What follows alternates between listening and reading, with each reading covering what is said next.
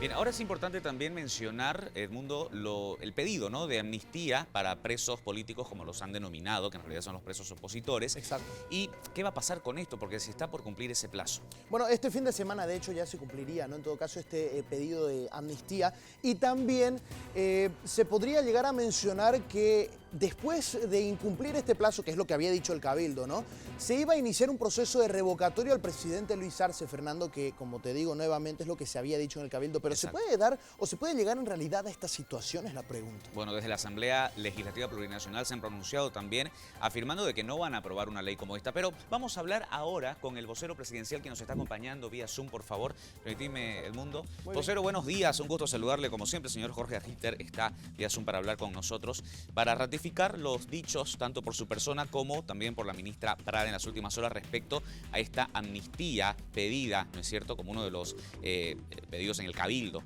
¿Cómo le va? Buen día.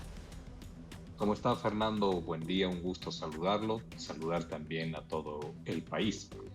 Definitivamente, lo que el señor Calvo ha hecho en las últimas horas es nuevamente exasperar los ánimos políticos en el país como cierre y como corolario de una gestión que solamente ha reiterado de manera violenta las diferencias que tienen los bolivianos. Políticamente no ha contribuido a que el diálogo se pueda instalar, sino que en todo caso siempre tratando de generar combinatorias, amenazas, ultimátums, tiempos perentorios para a partir de ahí dar el paso siguiente, y el paso siguiente está siempre en la línea no de la construcción política, sino en todo caso en la línea de profundizar la grieta social política que existe en nuestro país. Termina un mandato, su mandato al frente del Comité Cívico Pro Santa Cruz, y no lo podía hacer de una manera distinta que no haya sido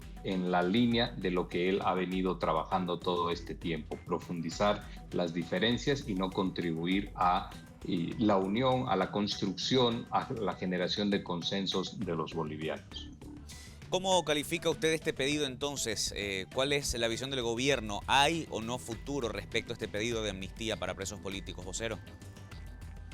En el país, lo primero, Fernando, de manera rápida, en el país no tenemos presos políticos. Y fíjese usted que el 29 de diciembre del pasado año, la CIDH emitió un comunicado haciendo alusión a 3 países en los cuales señalaba y decía que por la instrumentalización de la justicia se había conducido de forma irregular a determinadas personas con acción política hacia las cárceles de esos países.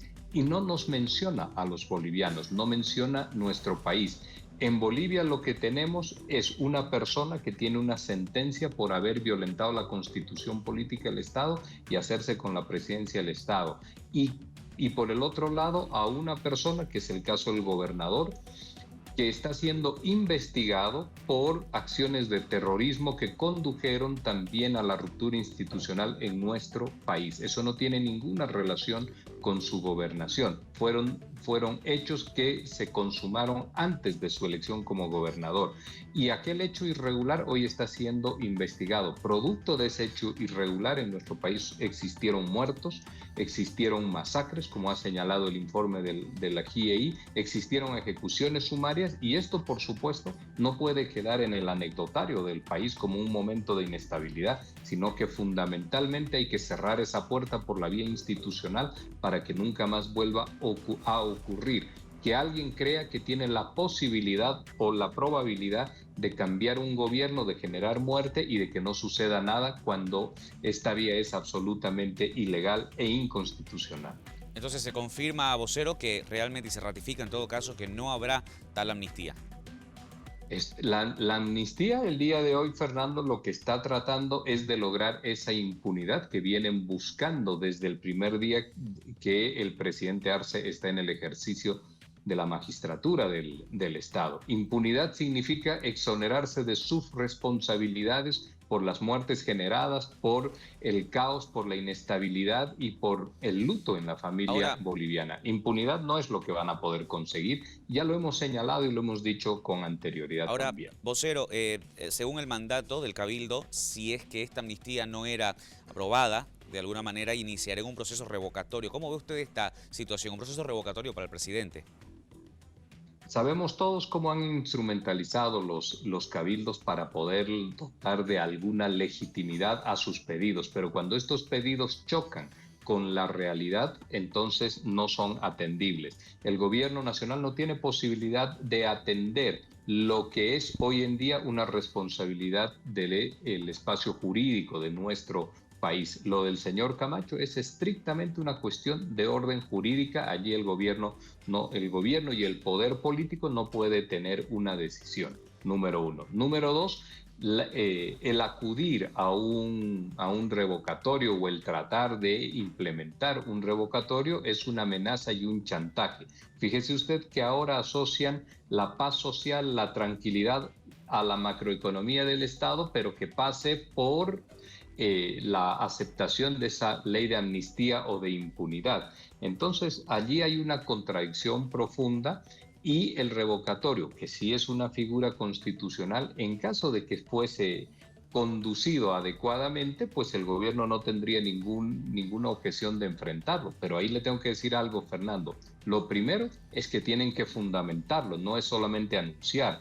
Y no anunciarlo todavía de forma vaga y sobresimplificada en lo que hace a su argumentación. La Constitución en el artículo 242 pide que se deba justificar y argumentar cuáles son los motivos Entonces, para si ir a se un argumenta este revocatorio. pedido, ¿se podría viabilizar? Es lo que nos está diciendo.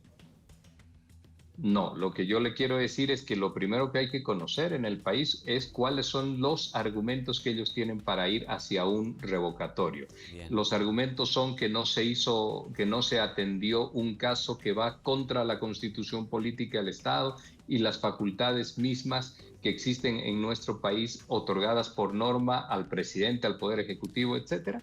Fíjese usted que el defensor del pueblo, la Defensoría del Pueblo, tiene una guía de cómo se aplica amnistías e indultos en el país. Y ahí en esa guía señala y dice claramente que no se pueden aplicar por casos de terrorismo. Entonces piden un imposible para poder generar después acciones violentas que convaliden en la movilización y en la convocatoria, que convaliden esas acciones violentas que saben ellos van por fuera de la ley. No tienen posibilidades de hacer aquello y tampoco tienen posibilidades de que esa propuesta de revocatorio pueda pasar por la Asamblea, porque el proyecto social y popular siente que su enemigo mayor no son las diferencias internas que puedan existir, sino básicamente aquellos enemigos del Estado plurinacional, que es un proceso de construcción histórica y muy amplia. Vocero, usted al inicio de esta entrevista mencionaba un poco la relación entre el gobierno y el Comité Cívico Pro Santa Cruz. Primero, ¿cómo califica usted esta relación con esta gestión del comité que ya está por salir y qué esperan de la nueva que la va a integrar, es decir, del presidente Larach? ¿Cómo cree usted que va a ser esta relación de aquí en más? Nosotros hemos llamado a la dirigencia que termina ahora, básicamente a la persona del señor Calvo, en coordinación con la gobernación, las lógicas del comiteísmo. Y el comiteísmo busca un estado de jerarquías y un estado poco democrático. Poco democrático porque no es inclusivo y no acepta el proceso de la plurinacionalidad, que es la convivencia o la expansión de la base ciudadana de todo nuestro país. Podemos ser muchos los bolivianos, pero pocos ciudadanos con derechos. Ese es el Estado plurinacional. En esa perspectiva ha sido una dirigencia que representa lo no democrático y las formas violentas de la acción política, con una metodología de confrontación y de exasperación de los antagonismos sociales. Tenemos la expectativa de que el señor Fernando Larach marque un camino distinto, un camino que rehabilite el diálogo, que priorice la generación de consensos y las mesas de diálogo cuando las posturas sean contrapuestas. Esto es lo fundamental, saber construir, hablando, dialogando y estableciendo acuerdos. Esperemos que esa sea la determinación y la característica que el señor Fernando Larach le dé a su mandato y a su gestión, porque la confrontación que trataba de destruir al gobierno ha terminado destruyendo las capacidades económicas de Santa Cruz, las ha debilitado profundamente y en esa línea sabemos que el diálogo es el único elemento reparador de aquello.